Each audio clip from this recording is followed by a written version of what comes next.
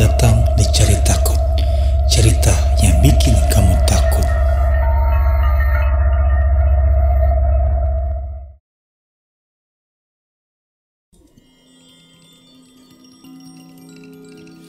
Namaku Miko, dan ini adalah cerita saat dulu pertama kali aku mendaki sebuah gunung.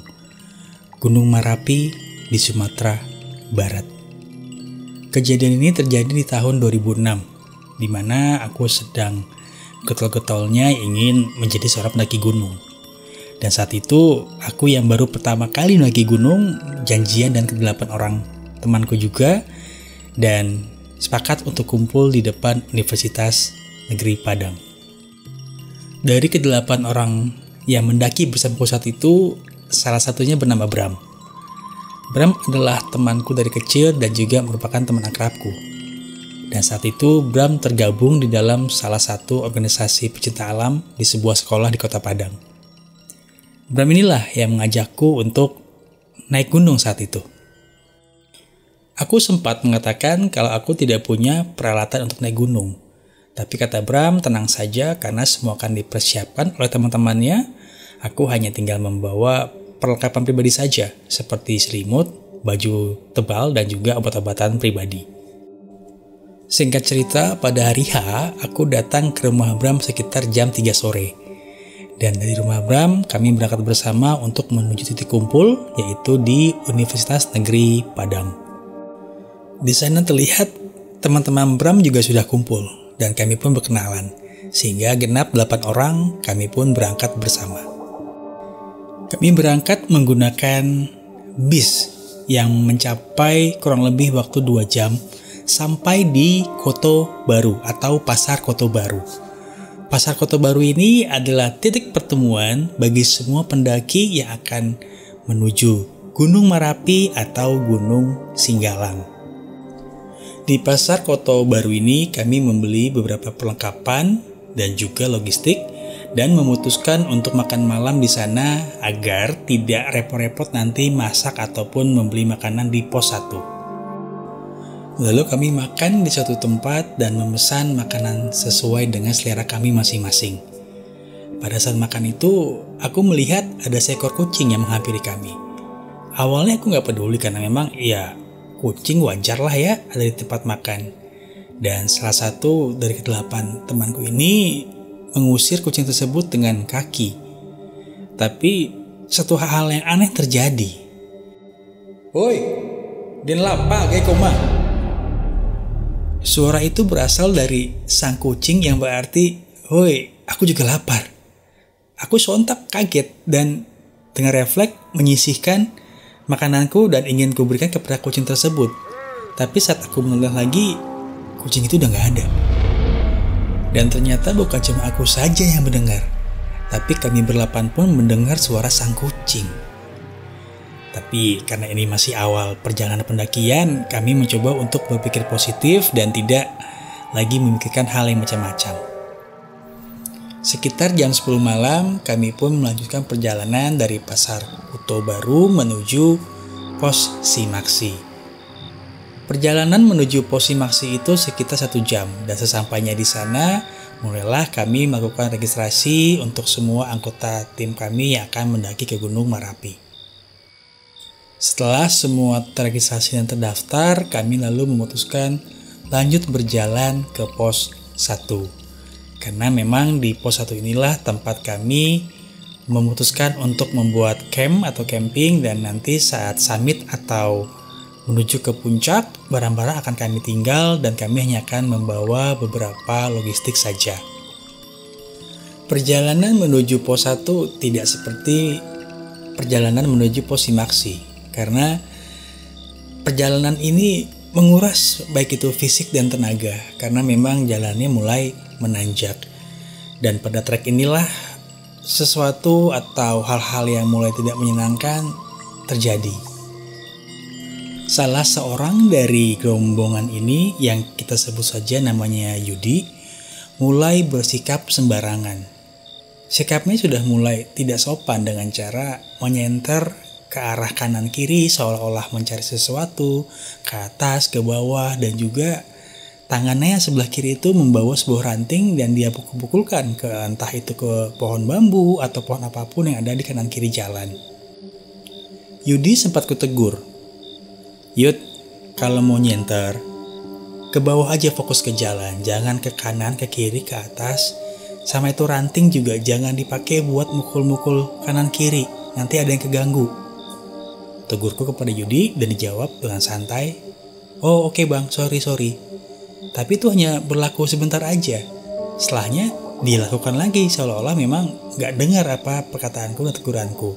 Sampai akhirnya aku senggol atau aku colek seniornya untuk bilang, "Itu junior lu tuh bisa gak sih dibilangin kasar seperti itu ya?" Dan dijawab sama sang senior, "Udah biarin aja, ntar juga kena sendiri," jawabnya. Setelah 30 menit berjalan, kami akhirnya sampai di pintu rimba. Pintu rimba ini adalah pintu gerbang penanda bahwa kami akan memasuki wilayah Merapi yang masih alami. Tapi pintu rimba ini juga buatku pribadi sangat menakutkan karena di dalamnya memang sangat gelap dan banyak sekali pohon-pohon. Sebelum masuk, kami memutuskan untuk berdoa bersama dulu, lalu memasuki pintu rimba tersebut. Dan saat kami memasuki pintu rimba tersebut, suasana terasa berbeda, seolah-olah kami ada di dimensi lain. Sebelum kembali melanjutkan perjalanan, kami memutuskan untuk mengisi persediaan air kami di Danau Katak atau Telaga Katak. Telaga Katak ini adalah satu-satunya tempat untuk mengisi air dan tidak ada lagi sepanjang perjalanan setelah Telaga Katak ini. Dan jujur, suasana di Telaga Katak ini sangat mencekam karena dikelilingi oleh pohon bambu dan juga suasana dan udara yang lembab. Dengan terus berpikiran positif, kami melanjutkan perjalanan menuju pos 1 Pesanggerahan. Untuk menuju pos 1 Pesanggerahan ini, kami harus melewati satu buah jembatan yang ikonik karena terbuat dari bambu dan lebarnya hanya sekitar 50 cm. Mungkin kalau ditanya apa yang ikonik, itu kan hanya jembatan. Yang ikonik itu adalah banyaknya cerita bahwa setiap kali beberapa orang atau kelompok pendaki yang melewati jembatan bambu ini, biasanya atau selalu saja ada kejadian di mana ada seseorang yang menunggu di ujung jembatan. Dan rumornya yang menunggu di ujung jembatan itu adalah kuntilanak. Tapi syukur alhamdulillah kejadian itu tidak kami alami. Singkat cerita, kami sampai juga di pos 1 Pesanggerahan. Di sana kami mulai membangun tenda untuk beristirahat. Saat tenda semua sudah selesai kami bangun, aku dan salah satu dari rombongan memutuskan untuk mencari kayu bakar untuk membuat api unggun. Pada saat mengumpulkan kayu inilah aku merasa ada yang aneh.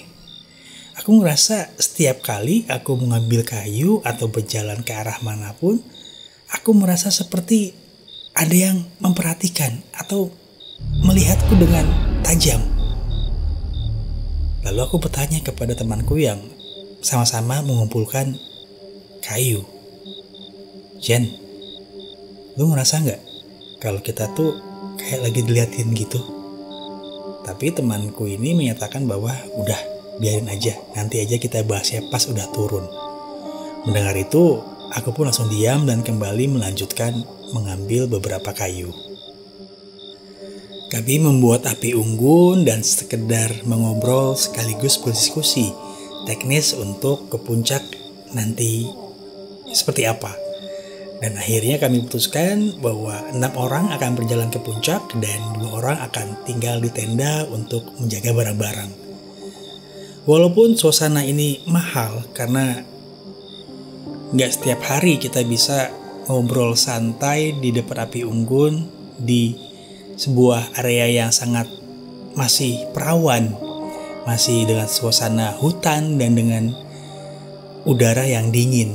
Tetapi aku masih was-was karena aku masih merasakan kalau aku sedang diperhatikan.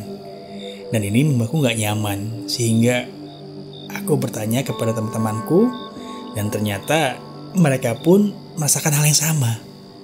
Sehingga kami memutuskan untuk beristirahat dulu di tenda dan nanti sekitar jam 2 dini hari kami akan memulai perjalanan ke puncak agar bisa melihat matahari terbit di sana. Singkat cerita, jam 2 dini hari kami memulai perjalanan kami menuju puncak. Dan kembali si Yudi berulah dengan cara menyenter ke arah sana sini dan menggunakan ranting yang dia bawa untuk memukul pohon-pohon bambu di sekitar. Kembali aku tegur, "Yud, udah deh, senter matiin aja, biar izin aja di depan yang pakai senter, itu ranting buang deh." Dan dia kembali menjawab dengan santai, "Oh oke bang, sorry." Lama-lama aku jengkel karena aku yakin perbuatan dia yang seperti ini pasti mengganggu.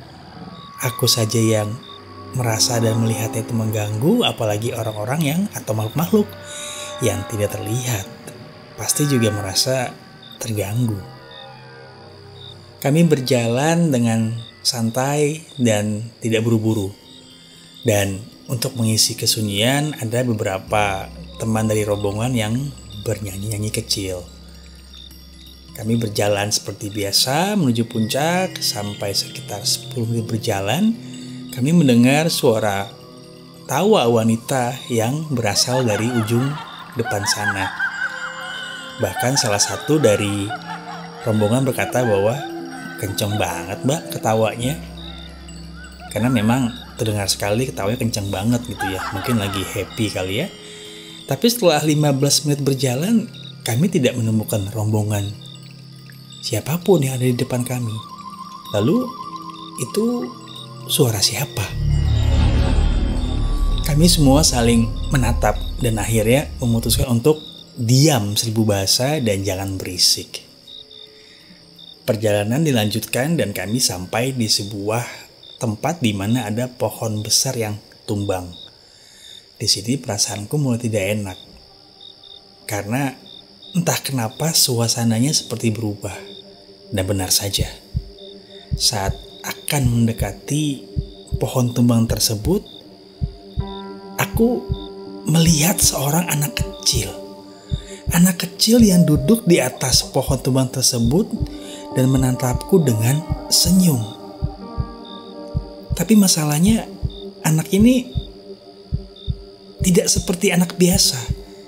Karena wujudnya bisa aku pastikan tidak seperti anak-anak biasa. Lalu aku teringat bahwa di daerah atau di gunung ini terkenal juga dengan kampung suku Bunyian. Mungkin kalian sudah mendengar ya, apa itu suku Bunyian. Mungkin teman-teman yang belum tahu bisa browsing deh ciri-ciri dari warga atau orang-orang yang tinggal di kampung Bunyian atau di suku Bunyian. Walaupun bentuknya tidak menyeramkan, tapi aku tahu bahwa dia bukan manusia. Dan ini cukup membuat badanku bergetar hebat. Dan hal ini disadari oleh salah satu dari rombongan. Dia berkata, "Mik, kenapa? Kok lu gemeteran?" Aku langsung menjawab, "Udah, jangan sekarang. Nanti di bawah aku ceritain." Aku berjalan terus sambil aku merasa bahwa anak kecil itu tetap melihatku dari belakang. Aku mulai cemas karena sudah 2 kali berurutan ada hal aneh yang terjadi di perjalanan kami. Aku yakin ini mungkin adalah salah satu hasil dari ulah si Yudi yang sembarangan. Tapi kenapa aku yang melihat jelas, sedangkan teman-teman yang lain hanya suara aja? Ya mungkin ini perkenalan, karena ini adalah pendakian pertamaku. Lalu kami pun sampai di puncak dan menikmati indahnya matahari terbit dari puncak Gunung Marapi. Setelah puas menikmati indahnya pemandangan dan suasana di puncak, kami memutuskan untuk turun kembali ke pos 1 Pesanggerahan. Dan tentu saja kami melewati kembali pohon tumbang tadi. Dan saat melewati pohon tumbang itu, aku kembali melihat sang anak. Tapi kali ini sang anak gak sendiri. Dia ditemani oleh seorang wanita yang menyeringai dan melambaikan tangan kepadaku untuk tidak pergi.